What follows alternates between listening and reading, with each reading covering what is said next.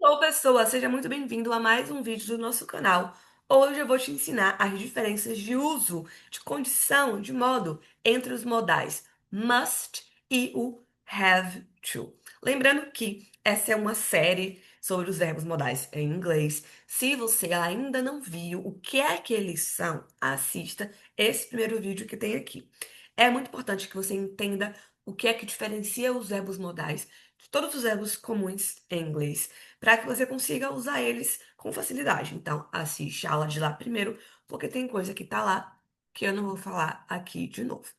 Como um verbo modal, né? O should não, o have to e o must, eles dois trazem consigo modos diferentes na hora de falar. Então, quando você traz um deles, cada um deles tem uma relação com a obrigação diferente. O modo que eles trazem para a frase é de trazer uma obrigação. You must wear a seatbelt. You have to wear a seatbelt. Então, os dois estão trazendo essa obrigação de usar o cinto de segurança nessa frase em específica. Mas vamos entender agora que tipo de obrigação é. São obrigações diferentes em contextos diferentes também.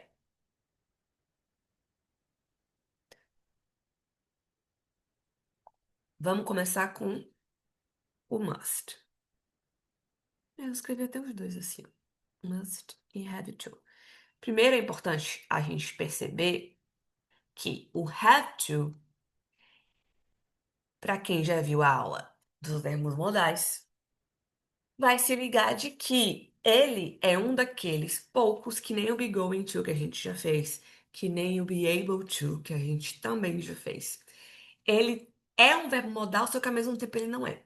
Os livros trazem sempre esse asterisco, porque da mesma forma que ele traz de fato um modo, que é o modo de obrigação, nesse caso, vou até começar a escrever, ele traz uma obrigação de fonte externa a quem fala, a situação, regra de terceiros.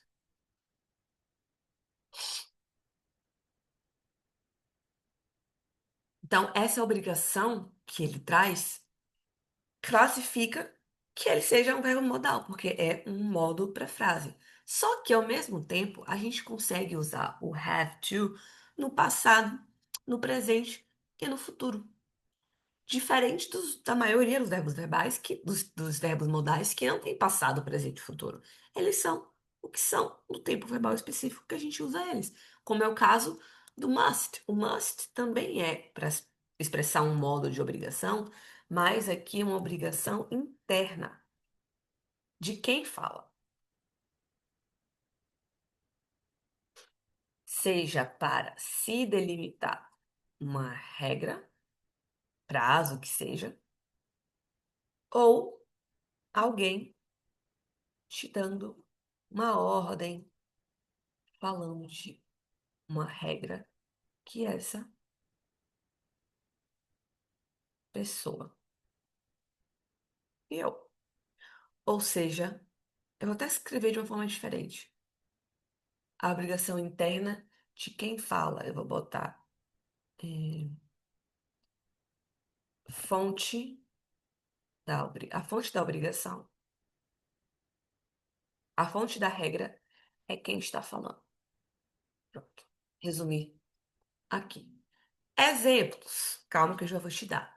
Por que que eu tô fazendo isso aqui? Para você ver que, pô, must, have to, os dois servem para falar de obrigação. Um é uma obrigação de quem tá falando que criou a própria regra, criou isso que ela tá falando, e o have to já é uma situação. As coisas são como elas são, a regra é esta, não é uma regra de quem tá falando. Só que no must, fazer exemplos, ele só vai aparecer assim, no presente, né? You must wear the seatbelt. Então, é uma regra da pessoa. You must wear the seatbelt. Aliás, pensando numa regra mais personal.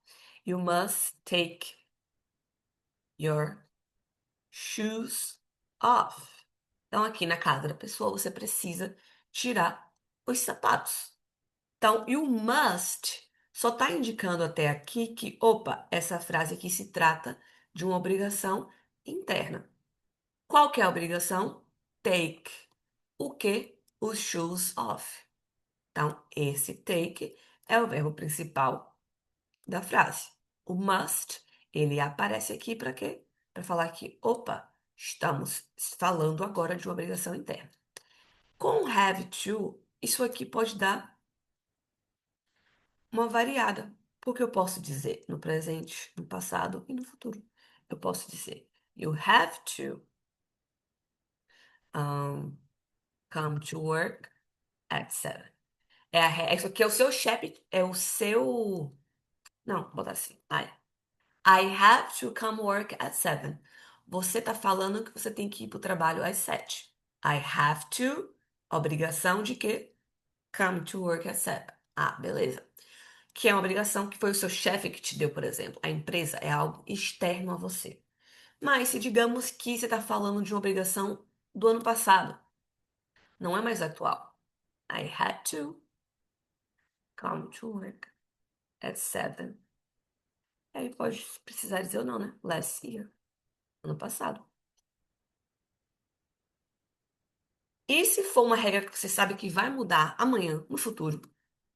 I will have to come to work at 7 tomorrow. Ah, normalmente eu venho às 8, mas o meu chefe pediu pra eu vir às 7 amanhã. Uma regra, algo que foi uma obrigação externa a quem falou. Então, o must não, é só aqui mesmo, regras no presente, não tem o que fazer. O have to, por ele já existir, pelo have, já tranquilamente existir como verbo principal da frase. Como o have, ele existe, pronto, ele existe para além de ser um verbo modal que nem o must, que só existe como verbo modal. O have existe sozinho também. Então ele tem essa particularidade que nem o be going to, que tem o is going to, am going to, e principalmente mais próximo do be able to, que varia de presente, passado e futuro.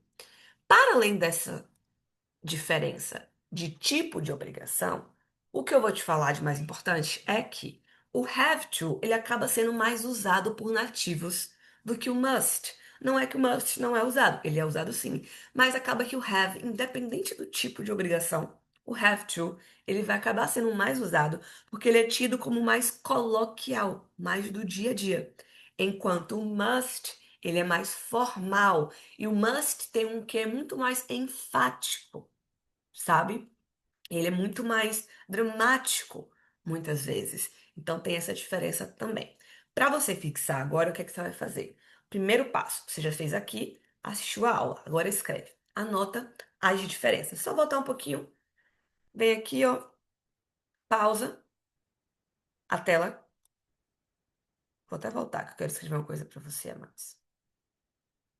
Pausa a tela, escreve as suas anotações e passa para o próximo passo. No próximo passo é visualizar, ver acontecendo. Tem algumas formas de fazer isso, eu vou te falar duas. A primeira é com série ou filme. Você pega, assiste a série ou filme que você já estava vendo, coloca a legenda em inglês. Toda vez que aparecer must ou have to, você pausa, volta e entende o contexto, sente na realidade. Não é a realidade de fato, mas se fosse para ser, seria feito daquela forma também. Então, não é uma verdade, mas está alinhado com a realidade. Ah, teacher, mas eu não estou acostumado a ver série, filme com legenda em inglês. Não tem problema, assistir algo que você já conhece, que você já gosta muito, que você já viu. Dessa vez, você bota a legenda. Outra opção é pesquisar no YouTube. Você pode botar assim, ó, model must, aí você acrescenta as palavras movie, scenes. Ups. A palavra modal, o modal que você quer, seguido das palavras movie, scenes, cenas de filme. Aí o YouTube vai gerar para você, vai ter vários vídeos de curtinhos, assim, com cenas de filmes pontuais, que aí você também não precisa ficar só dependendo de se aparecer quando você estiver assistindo. Você vai específico para assistir, você vai conseguir sentir melhor o uso. Depois disso, aplicar. Como? Faz frase curta primeiro. Bota aqui nos comentários para eu corrigir para você. Joga no chat GPT. O chat GPT pode corrigir para você. Oralmente, começa a falar sozinho. Depois disso, começa a conversar com o chat GPT. Pede para ele te corrigir. Se puder, faça aula de conversação. Se não puder, pratica, mesmo que seja com a inteligência artificial da sua preferência. Mas pratique. Primeiro você é exposto ao assunto, depois você visualiza, depois você pratica. Só assim você vai conseguir completar o ciclo do aprendizado e ser capaz de falar e usar também. Beleza? Nos vemos na próxima aula. Deixe seu like se você curtiu, chegou até aqui. Se inscreve no canal para não perder mais nada. E nos vemos na próxima. Bye!